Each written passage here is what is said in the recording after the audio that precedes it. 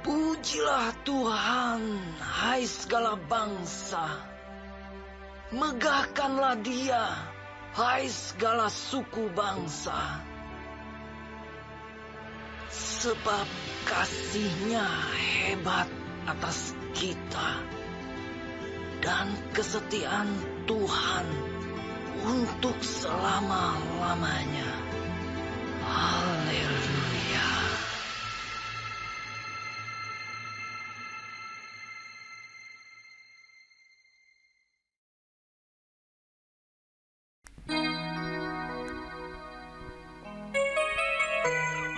Halo teman-teman semuanya. Hai Novi. Hai Dia. Kamu apa kabar? Aku baik, kalau kamu? Aku baik juga. Puji Tuhan kalau begitu. Halo Bapak Yansen. Halo Cantika. Halo Bang Daftin. Halo Jose. Teman-teman di rumah apa kabar? Semoga semuanya baik-baik aja ya. Oke teman-teman semuanya, kali ini kita akan memuji nama Tuhan dengan mengangkat satu pujian, Ku kagum akan Engkau.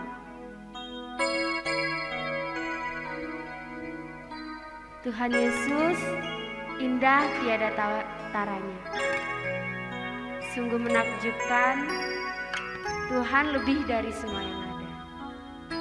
Kau sungguh indah tiada taranya. Sungguh indah tiada taranya, sungguh menakjubkan, sungguh ajaib untuk dimengerti, lebih dari semua yang ada.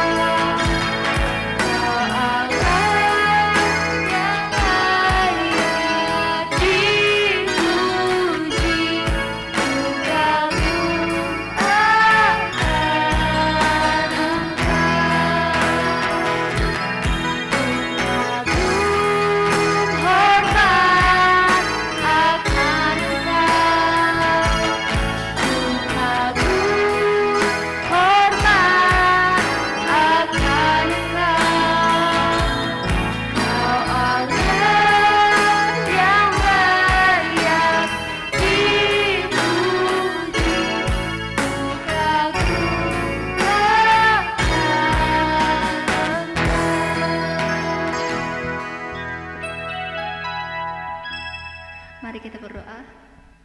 Ya Tuhan Yesus, terima kasih atas berkat-Mu hari ini ya Tuhan Yesus, sehingga kami dapat bertemu secara virtual ya Tuhan. Ya Tuhan, sebentar kami akan melaksanakan kebaktian kami ya Tuhan Yesus. Berkatilah dari awal hingga akhirnya ya Tuhan Yesus, supaya ibadah kami dapat berjalan dengan lancar ya Tuhan. Dan berkatilah hamba-Mu yang akan menyampaikan sebagian dari firman-Mu nanti ya Tuhan Yesus, supaya firman yang akan disampaikan dapat menjadi pedoman bagi kehidupan kami masing-masing ya Tuhan. Inilah doa kami ya Tuhan.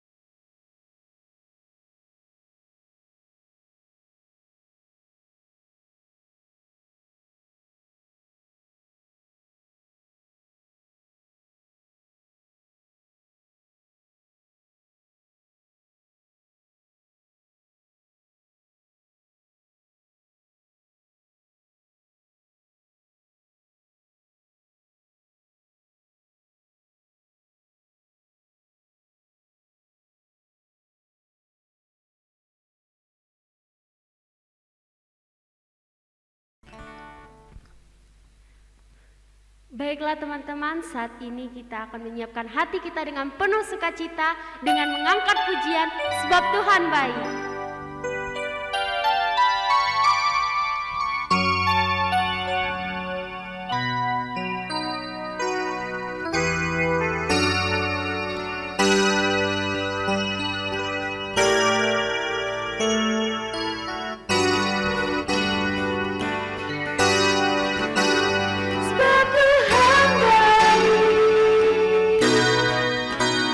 Sebab Tuhan baik, anugerah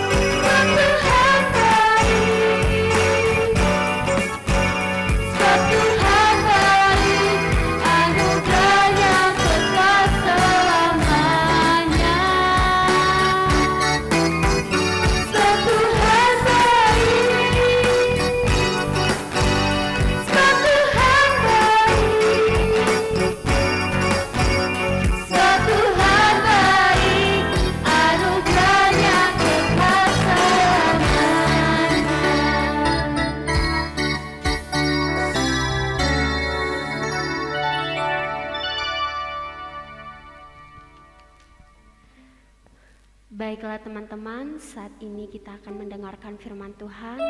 Sebelum itu, marilah kita siapkan hati dan pikiran kita untuk menyambut firman Tuhan itu dengan mengangkat pujian Kaulah Harapan.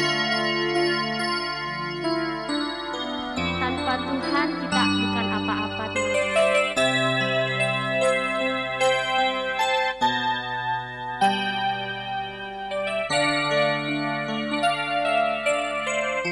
Bukan dengan kekuatanku.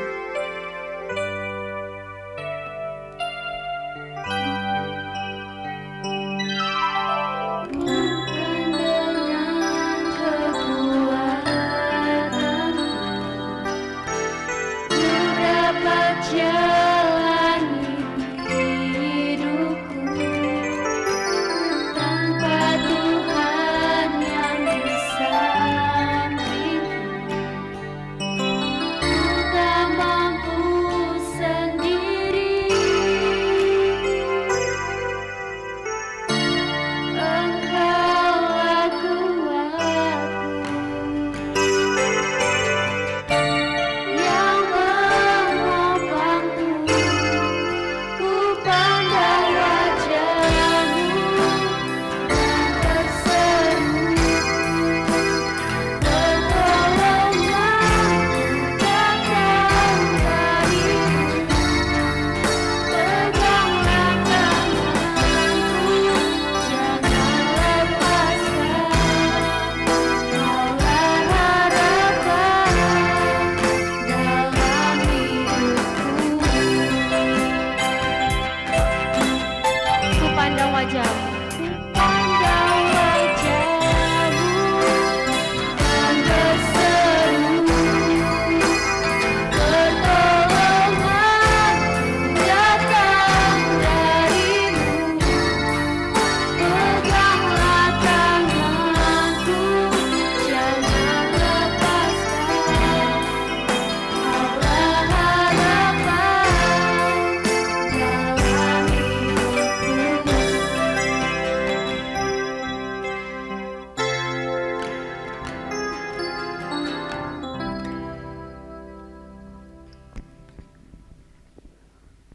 Baik, kita berdoa minta Tuhan tolong kita agar kita bisa diberkati oleh Tuhan melalui firman-Nya. Mari kita berdoa. Bapa yang baik, Bapa kami di sorga, kami pada pagi hari ini punya kesempatan untuk mendengarkan firman-Mu. Engkau memberkati kami semua yang membaca dan merenungkan firman-Mu. Berbicara kepada kami siap mendengar firman-Mu. Amin. Semua siswa-siswi yang dikasihi oleh Tuhan, kita akan membaca satu bagian firman Tuhan dari Amsal 22 ayat yang keempat. Amsal 22 ayat keempat berbunyi demikian. Ganjaran kerendahan hati dan takut akan Tuhan adalah kekayaan, kehormatan, dan kehidupan. Sekali lagi, ganjaran kerendahan hati dan takut akan Tuhan adalah kekayaan, kehormatan, dan kehidupan. Semua anak-anak yang dikasihi oleh Tuhan, baik yang ada di rumah maupun yang ada di ruang rekaman ini, kita tahu bahwa semua manusia di bumi atau secara umum hampir semua orang memiliki orientasi untuk menjadi sukses, betul ya? Dan semua pada ujungnya identiknya nanti dengan uang. Sekolah, kemudian masuk perguruan tinggi, nanti kerja dapat uang. Harta kekayaan yang berlimpah, kira-kira orientasinya begitu. Betul, memang seseorang karyawan dianggap sukses apabila dia mencapai level yang tinggi, misalnya jadi manajer atau jadi direktur. Wah, dia berhasil katanya. Berhasil. Atau misalnya mahasiswa nanti mencapai nilai yang terbaik, cum laude, atau yang duduk di sekolah dikatakan sukses kalau dia mencapai nilai paling tinggi dibanding dengan teman-temannya. Atau misalnya dia sekolah di luar negeri dan diharapkan pada waktunya nanti mereka sukses. Ujung-ujungnya adalah mereka bisa bekerja dan dapat uang. Secara umum demikian. Ayat firman Tuhan yang kita baca, Amsal 22 ayat 4, ganjaran kerendahan hati dan takut akan Tuhan adalah kekayaan dan kehormatan dan kehidupan. Dalam Alkitab kita tahu seorang tokoh yang terkenal, namanya adalah Yusuf, ya. Yusuf adalah seorang yang pernah mengalami gelapnya hidup ini. Dari mana? Ingat, dia seorang anak yang dibanggakan, dikasih oleh ayahnya, tapi kemudian dia terampas hidupnya. Dia dijual oleh siapa? Oleh saudara-saudaranya kan? Dijual. Setelah dijual, dia sudah dapat kesempatan. Kemudian jadi kepala, mengatur seluruh rumah tangga, seluruh usaha daripada Potifar. Ya, dia kena fitnah pula, masuk lagi penjara ya. Masuk penjara. Dia semacam berada dalam situasi yang gelap sekali. Tetapi apa yang terjadi dengan masa depan Yusuf? Masa depannya berbicara lain. Dalam kesempatan emas yang Yusuf peroleh di rumah Potifar, dia telah membuat dia menjadi orang kepercayaan Potifar, memegang kuasa atas seluruh rumah dan kekayaan Potifar. Kepercayaan yang jarang diberikan kepada orang asing. Dan Yusuf ini dapat kepercayaan. Yusuf disertai oleh Allah. Di rumah Potifar yang dia kerjakan selalu berhasil. Menarik sekali bahwa semua yang dikerjakan selalu berhasil. Dan akhirnya dia dikasihi dan diberikan kuasa untuk mengatur rumah kekayaan Potifar secara penuh. Penderitaan yang Yusuf alami, dijual oleh saudaranya, berubah menjadi keberuntungan ketika dia bisa dipercaya oleh Potifar. Dan selalu dibilang bahwa Tuhan yang membuat dia berhasil. Tuhan menyertai Yusuf. Tetapi ternyata Yusuf itu sekali lagi sekarang dia dicobai oleh siapa? Oleh istri Potifar. Mari kita coba lihat. Dia dikejar oleh istri Potifar. Sebagai orang yang sangat muda, itu berarti dia lari terus. Ya kan? Dia diuji, dia diajak terus lari. Dia selalu menghindar terus. Siapa yang kira-kira kalau bekerja di satu tempat kemudian dapat ujian yang sangat berat, apalagi dia Yusuf itu masih muda, ya. Zaman sekarang besok mau ujian, tapi karena ada games yang baru launching, itu saja kita tidak bisa lari dari games ya. Kita tidak bisa lari dari handphone. Nah, baru handphone saja sudah kita kalah. Atau misalnya, wah ini hari ini ada film yang bagus misalnya. Ya. Atau misalnya ada apa? Kalau Pak Yansen suka sepak bola, waduh, saya selalu menantikan ya, ini berita sepak bola bagaimana.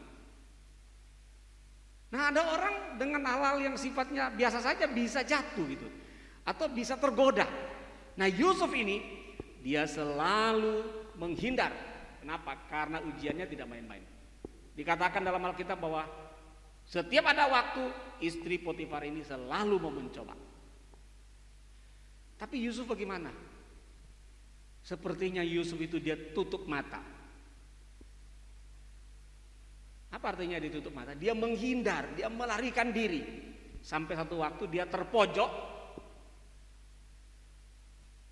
dan dia terpaksa harus lari, bajunya yang ketinggalan. Tapi ternyata Yusuf ini diuji, dia teruji. Yusuf ini punya mental, bukan mental penumpang. Kira-kira kalau bisa didramatisir, perempuan itu akan bilang gini sama sama si Yusuf. Hei Yusuf, kamu kan sudah jadi kepercayaan dari suamiku. Kamu sudah punya hak. Tidak apa-apa kita main api di belakang. Tapi Yusuf apa? Dia tergoda? Tidak. Dia lari. Walaupun dia sudah lihat ada kenikmatan. Dalam hal ini dia dipercaya. Dia sudah berhasil. Tapi keberhasilan dan kesuksesan itu dia tidak jual. Dia tidak jual hanya karena godaan. Yang dia tidak jual apa itu? Dia tidak jual, dia bilang apa?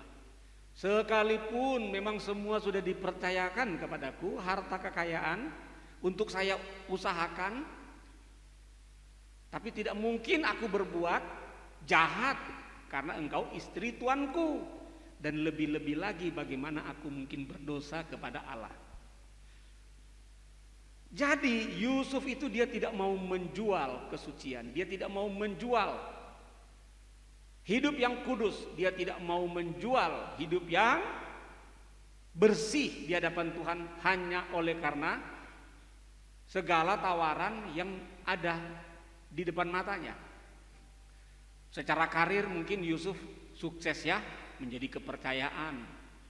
Secara kesempatan dia punya kesempatan untuk mengembangkan dirinya. Kenapa? Karena dia memegang kendali. Secara kesempatan istri Potifar tidak pernah berhenti untuk mencobai dia, menggodai dia. Tapi Yusuf menutup matanya rapat-rapat, sekalipun dia harus akan siap menderita. Dan benar ya, dia itu masuk dalam penjara oleh karena fitnah. Tapi Yusuf itu adalah tipe pribadi yang bukan penumpang. Kalian tahu penumpang? Penumpang itu atau passenger ya bahasa Inggrisnya kan. Yusuf bermental apa? Driven ya. Pengemudi, pengendali.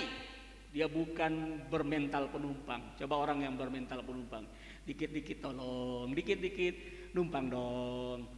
Tapi kalau Yusuf dia tidak bermental penumpang. Dia bermental driven. Dia bermental pengendali. Kekuasaan, kekayaan, kelebihan, kesempatan, karir, masa depan.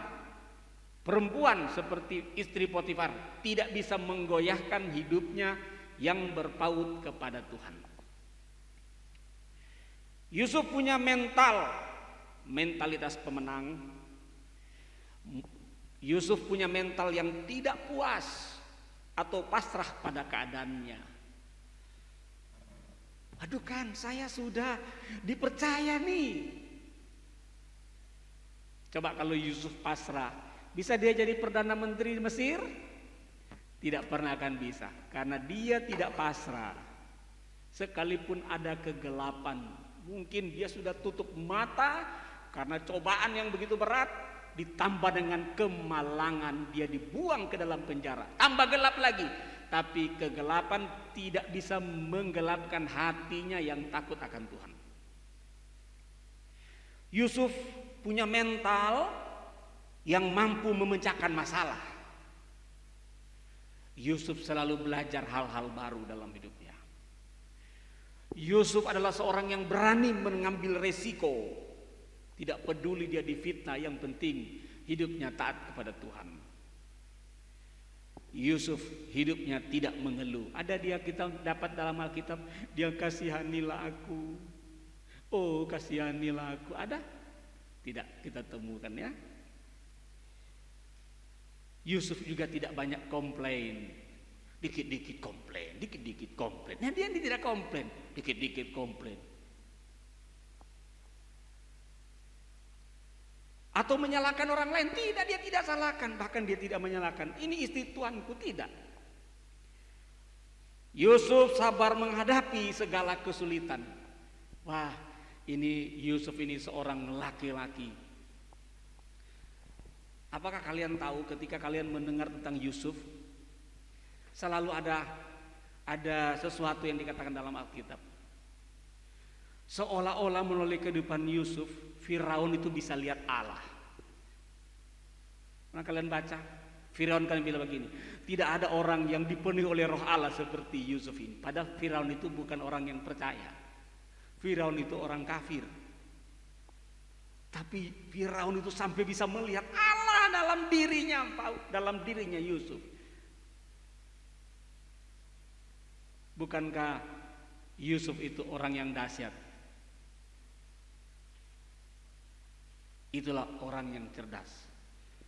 Orang yang memiliki kecerdasan intelektual itu demikian. Tuhan menyertai Yusuf sebagai seorang yang memiliki kecerdasan.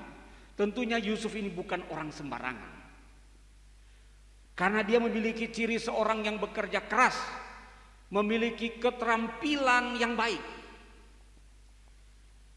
Dia menjadi pengatur rumah tangga yang besar, dan rumah tangga sekelas Potifar. Potifar ini bukan orang miskin. Potifar ini bukan orang kaya biasa. Dia orang yang sangat-sangat kaya.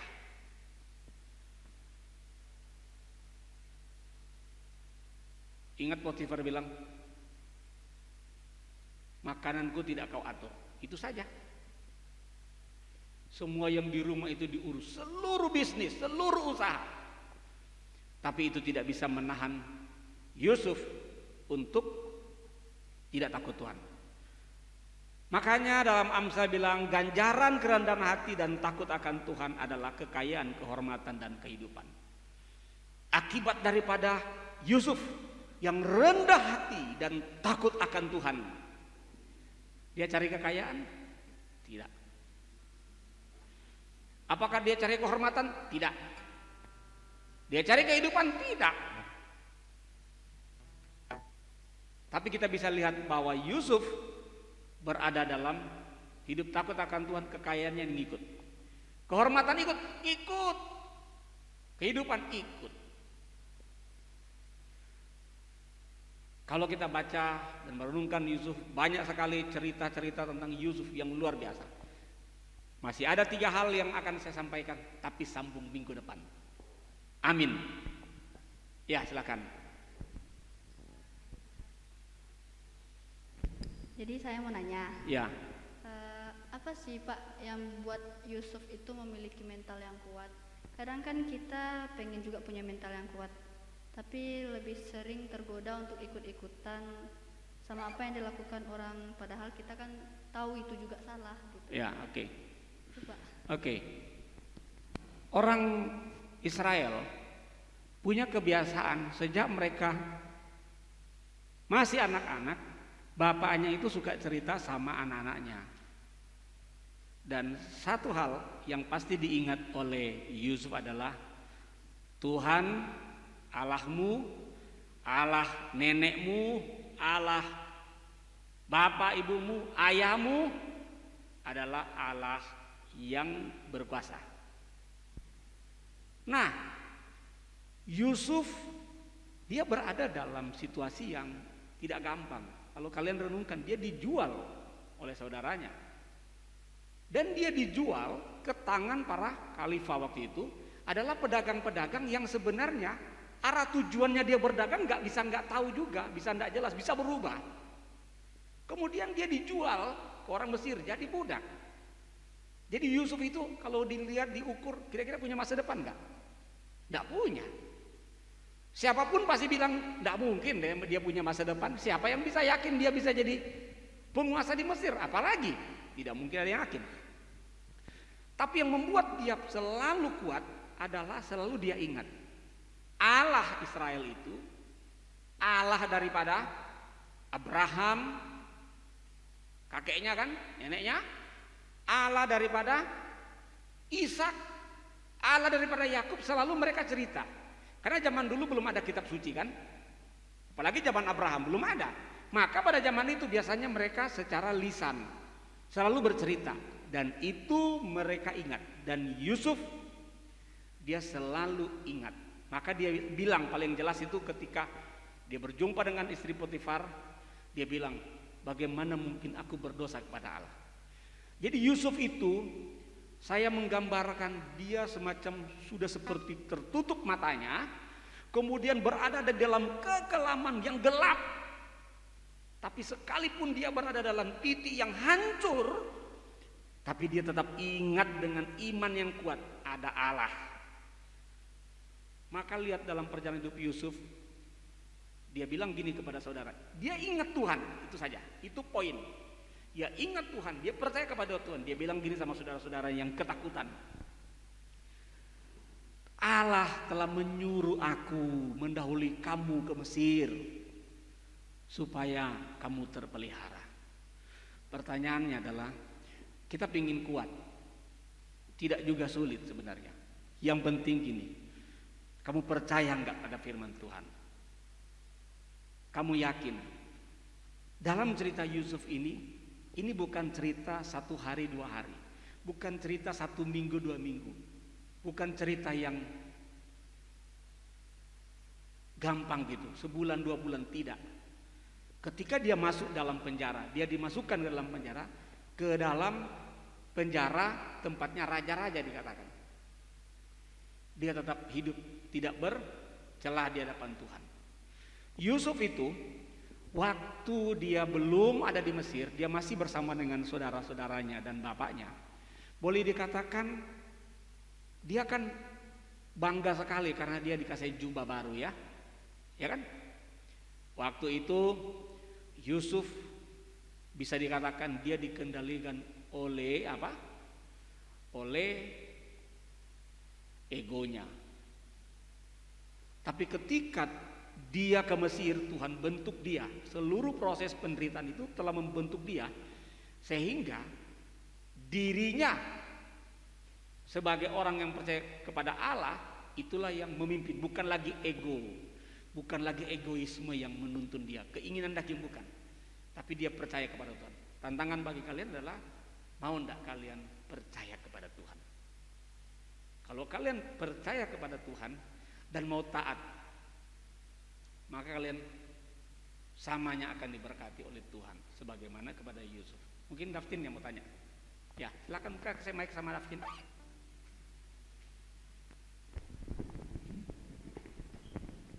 Cek.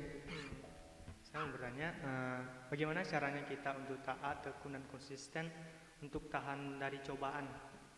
Itu aja. Oke.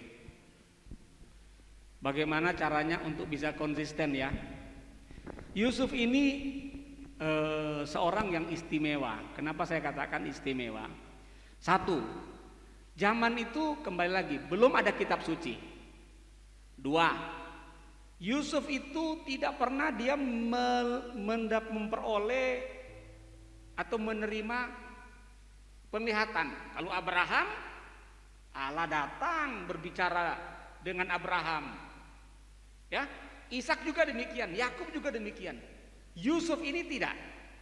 Tapi Yusuf ini seperti penjelasan saya tadi, Yusuf itu dia dengar cerita. Nah, sekarang kita kan punya kitab suci, ada Alkitab. Bahkan di handphone kalian pun ada Alkitab. Ya, dalam bahasa Batak ada, dalam bahasa Nias juga ada. Ya. Bahasa daerah saya juga ada, bahasa Sangir, dalam bahasa Mandarin juga ada, bahasa Inggris juga ada. Mau bahasa sehari-hari juga ada gitu. Masalahnya adalah firman Allah yang hidup itu kita mau percaya enggak? Kita mau taat enggak? Jadi persoalannya adalah kita mau taat enggak? Semua tokoh-tokoh dalam Alkitab adalah orang yang telah taat kepada Allah. Kenapa? Karena Allah itu tidak pernah berdusta atau tidak pernah berbohong.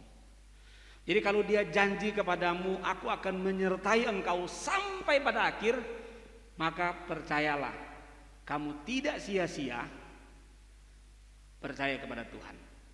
Maka Yusuf, coba kamu lihat, Yusuf itu sudah punya kesempatan besar kan? Sudah jadi orang hebat dia.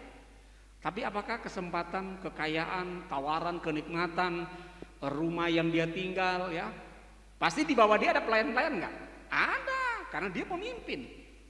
Terus dia puas dengan itu? Tidak. Hidupnya hanya puas dengan Allah. Nah, orang yang percaya kepada Allah itu pasti diberikan hikmat.